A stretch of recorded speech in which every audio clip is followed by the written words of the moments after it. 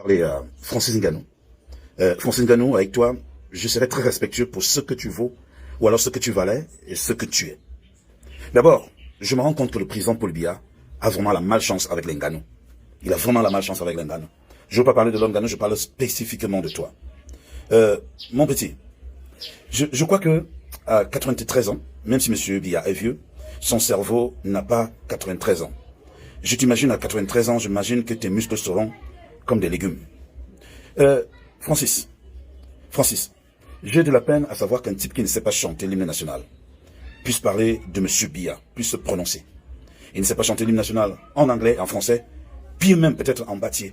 M. Paul Biya, c'est un monsieur, il a le cerveau solide comme tes muscles. Il est assis, il est plein. C'est grâce à M. Paul Biya que Bâtier peut s'appeler Bâtissé. C'est-à-dire que, et c'est grâce au règne de M. Biya, et pendant le règne de M. Biya, que tu es devenu, que tu as porté cet tas de ferraille, ce qu'on appelle, comment sa ceinture, c'est grâce au règne de M. Biya, et pendant la durée de M. Biya. Et Francis, on n'a jamais tapé M. Biya, 93 ans, comme on t'a tapé récemment. Est-ce que tu étais vieux?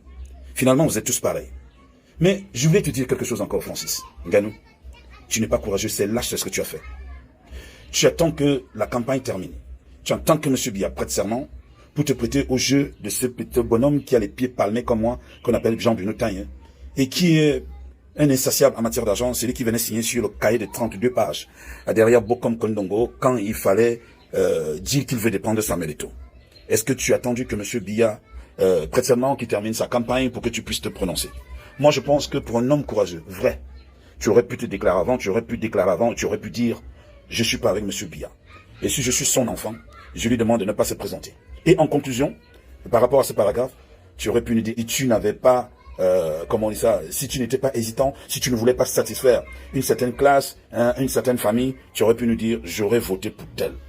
Tu restes imprécis, indécis, et tu es fait exactement comme les gens qui veulent manger sur deux tables, sur deux plats, qui veulent manger là-bas la nuit et manger ici le jour, qui veulent préserver, comment c'est des acquis, de l'autre côté, et dire, ici je préserve. Alors, je vais te dire aujourd'hui qu'un homme courageux, c'est celui qui dit, comme Serge Tamba, je vote M. Biya, et celui qui dit, comme les gars de la base, nous votons, Kamto, et comme certains qui disent, nous votons Chiroma. Là, jusque-là, tu t'es pas défini. Et je voulais encore te dire, tu comprends que si jamais tu as la chance d'avoir 93 ans, c'est-à-dire que tu ressembleras même pas, c'est-à-dire qu'à ta tête, même ton corps ne sera même pas comme ton muscle. Et je pense qu'il ne pourrait même pas réagir comme le cerveau de M. Biya réagit à 93 ans. Il faut savoir respecter ceux qui ont bâti, ceux qui ont donné la possibilité. M. Biya a un cerveau solide. C'est un monsieur, c'est un mastodonte.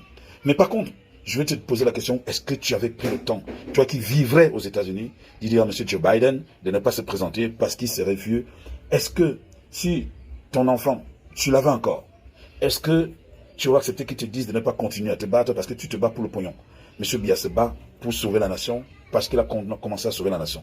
Et maintenant, est-ce que tu es quand même conscient que les derniers événements que tu as vécus, c'est parce que M. Paul Biya était clément. Et parce qu'il est clément. Alors j'aime pas l'ingratitude. J'aime pas l'ingratitude. Salut à toi, champion. Mais aujourd'hui, j'ai l'impression que tu deviens un champion.